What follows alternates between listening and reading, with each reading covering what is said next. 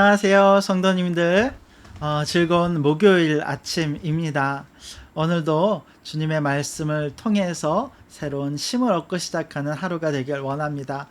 특별히 우리가 솔로몬의 지혜에 대한 말씀들을 살펴보고 있는데, 오늘 하루가 지혜로운 자가 되어서 하나님께서 맡겨주신 사명을 우리가 있는 곳곳에서 행하고 또 확장시켜가는 은혜가 우리 가운데 있기를 원합니다. 자, 오늘 말씀 구체적으로 살펴보기 원합니다. 오늘 말씀의 제목은 공동체를 세우는 지혜를 강구하라 라고 하는 제목입니다. 자, 솔로몬이 하나님으로부터 지혜의 은사를 받았어요. 그가 얼마나 지혜로운 자가 되었는지 성경은 이제 세 구역을 통해서 그의 지혜에 대해서 우리 가운데 소개해주고 있습니다. 어제 우리가 살펴본 것은 재판과 관련된 사람의 마음을 살피는 솔로몬의 지혜에 대해서 우리가 살펴봤어요. 자, 그리고 오늘은 한 나라의 행정과 질서를 세우는 이 과정을 통해서 솔로몬의 지혜를 살펴보게 될 것입니다. 그리고 나중에는 솔로몬 안에 있었던 지식의 어떠함을 통해서 그가 가지고 있는 지혜의 모습을 함께 살펴보려고 합니다. 자, 솔로몬이 한 나라의 왕으로서 그 나라를 어떻게 다스리고 행정의 질서를 세워갔는가. 자, 먼저 1절을 보면 이렇게 시작을 합니다. 자, 솔로몬 왕이 온 이스라엘의 왕이 되었습니다. 자, 그의 신하들을 이렇게 소개를 합니다.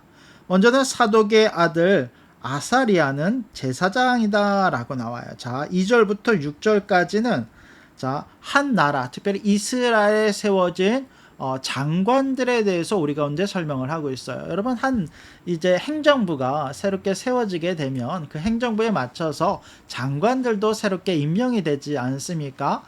그 장관들을 임명하고 그 장관들로 말미암아서 나라의 행정의 어떤 역할들을 감당하게 하는 것이죠. 자, 그 중에 제일 먼저 등장하는 것은 이제 제사장의 이야기입니다. 사독의 아들 아사리아가 제사장이 되었고, 자, 그리고 나서 등장하는 게 이제 서기관과 사관에 대한 이야기예요. 서기관과 사관은 실제로 오늘날로 살펴보자면 역사를 기록하고 역사의 기록을 남기고 모든 자료들을 보관하는 역할을 하는 사람들이죠. 그것뿐만 아니라 왕가에 관련된 여러 가지 일들을 돌아보는 역할을 하는 사람들이 이제 서기관과 사관의 역할입니다. 자, 이 역할에는 엘리호랍과 아히야라고 하는 사람이 세워지고, 또 아힐루스의 아들 여호사밧은 사관으로서의 역할을 감당하게 됩니다. 사관 여호사밧의 이야기는 이제 뒤에서도 계속 나옵니다. 자, 그 다음에 이번엔 우리가 아는 좀 익숙한 이름이죠.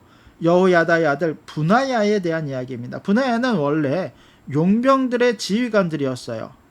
그런데 요압이 죽고 난 다음에 그의 어떤 직책이 상승하게 되죠. 이제 용병들뿐만 아니라 온 군대의 사령관의 역할을 감당합니다. 자, 그리고 제사장이 또 등장을 하는데, 앞서 나왔던 사독의 아들이었던 아사리아뿐만 아니라 사독과 아비아달도 마찬가지로 제사장이었다라고 이제 설명을 붙이고 있습니다. 여기서 우리가 조금 궁금하긴 하죠. 왜냐하면 사독은 알겠어요. 근데 아비아달 같은 경우는 아도니아가 왕으로 추대되려고 할 때에 그때 그 편에 섰었던 아비아달은 아나도스로 추방당하지 않습니까? 그런데 여기에 이제 그 이름이 다시 언급이 되고 있어요. 여기에 대해서 이제 역사학자들은 이제 몇 가지 의견들을 내고는 하는데, 하나는 이 행정부가 세워진 것이 아나도스로 아비아들을 추방되기 전에 기록된 것이다 라고 하는 사람들도 있고, 아니면 추방은 되었지만 그곳에서 나중에 복귀했다라고 하는 사람들도 있고, 아니면 그냥 그의 어떤 직책에 대한 그 기록들은 그대로 남겨놔서 제사장으로서의 이 아비아달의 어떤 그 기록만 남겨놓은 것이다 라고 이야기하는 사람들도 있습니다. 자, 어찌되었건 아비아달은 이제 아나도스로 추방된 상태였고, 나중에 여기서 이 제사장의 가문에서 또 선지자들이 등장하는 것을 우리가 알 수 있습니다. 자, 그리고 또 다음에 세워진 이제 장관들이죠.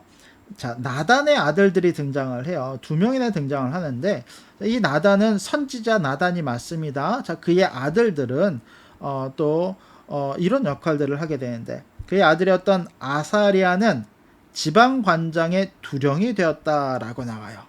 자, 그리고 나단의 아들 또 다른 아들이었던 사붓은 제사장이 되었고 그는 왕의 벗이었다라고 소개하기도 합니다. 왕의 벗으로서 가장 가까이에서 여러 자문을 대는 그런 사람이었다라는 것이죠.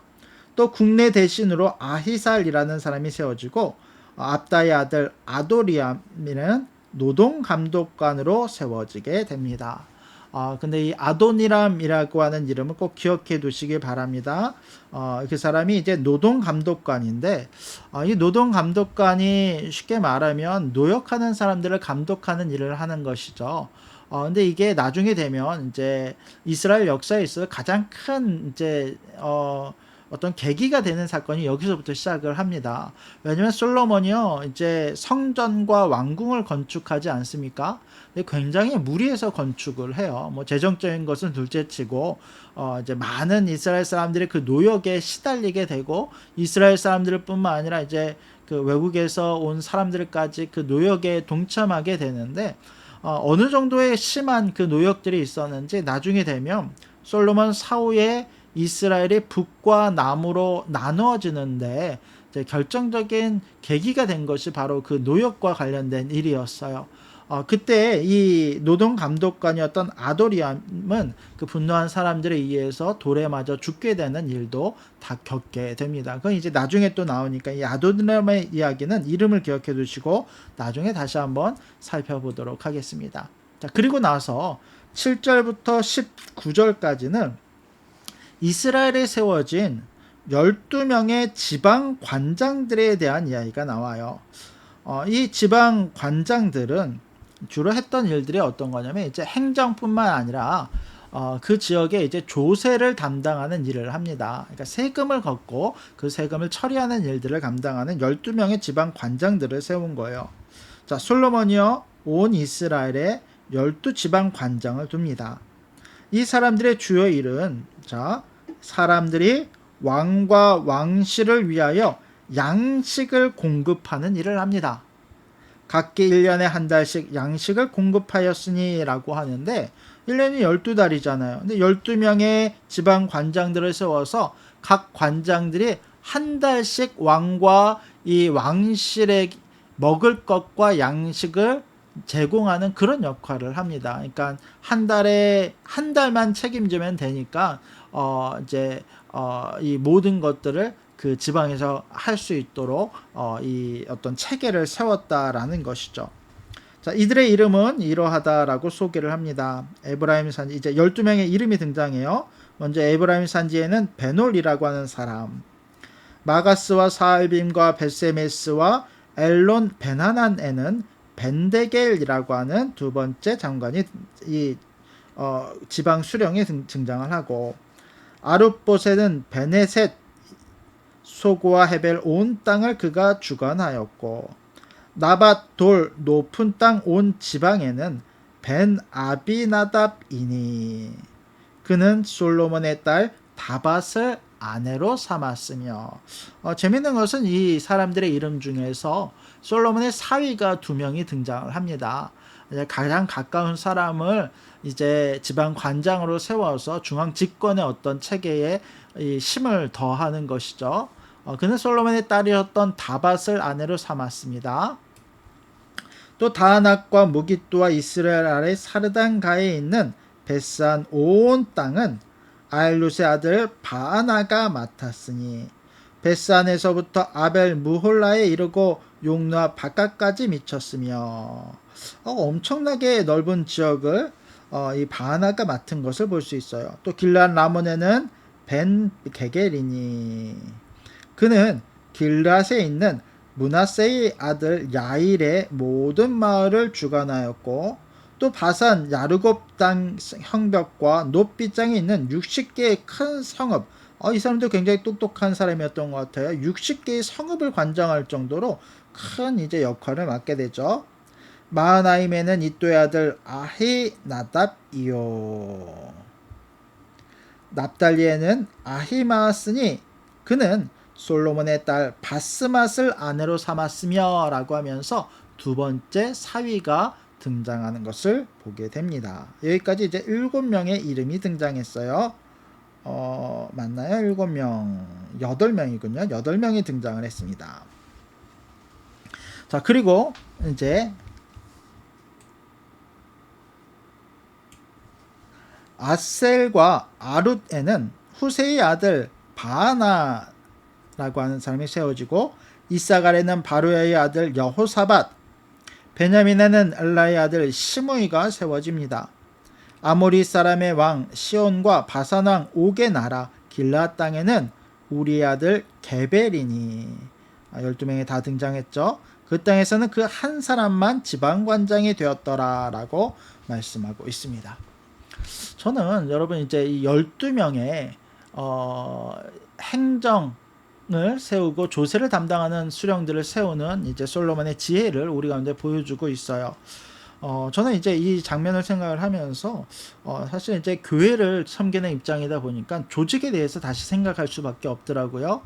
우리가 이제 교회도 조직이 있어요. 근데 조직을 만들고 구성하고 새롭게 하는 것은 사실 이제 쉬운 일이 아닙니다. 사실 이제 오래전부터 세워졌던 조직에서 그것을 이제 새롭게 이름을 덧붙이는 것은 어렵지 않아요. 그러나 아무것도 없는 상태에서 새롭게 조직을 만든다는 것은 그 교회의 철학이 들어가고 그 교회의 어떤 상황이 들어갈 수밖에 없기 때문에 여러 고민 끝에 그런 조직들이 세워질 수밖에 없다는 것이죠. 이제 개척교회를 처음 할 때도 이제 그 마음이었습니다만, 하물며 한 나라가 새롭게 세워져요.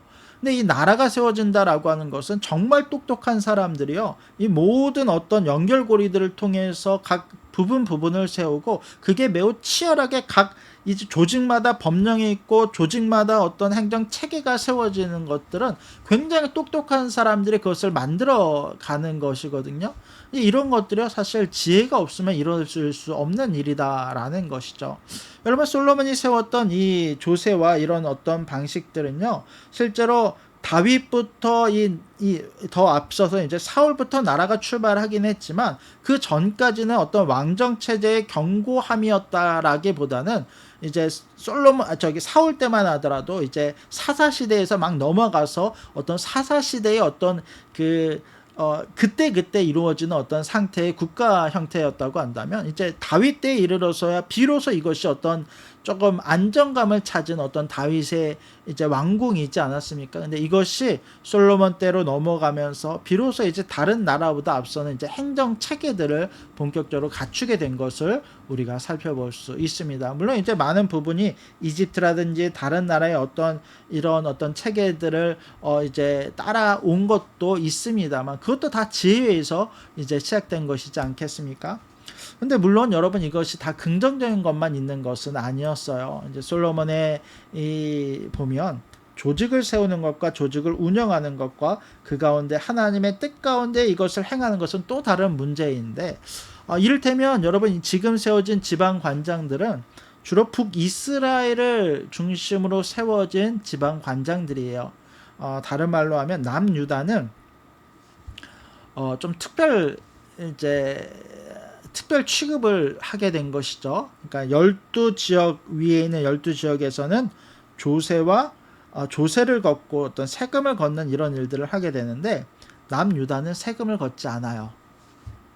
이게 어떻게 보면 이제 솔로몬 중앙 집권의 어떤 이제 특권일 수도 있겠습니다만, 이제 이게 나중에 솔로몬 사후에 남과 북으로 갈라지는데 어떤 이런 영향도 분명히 있을 것이다라는 생각도 해봅니다.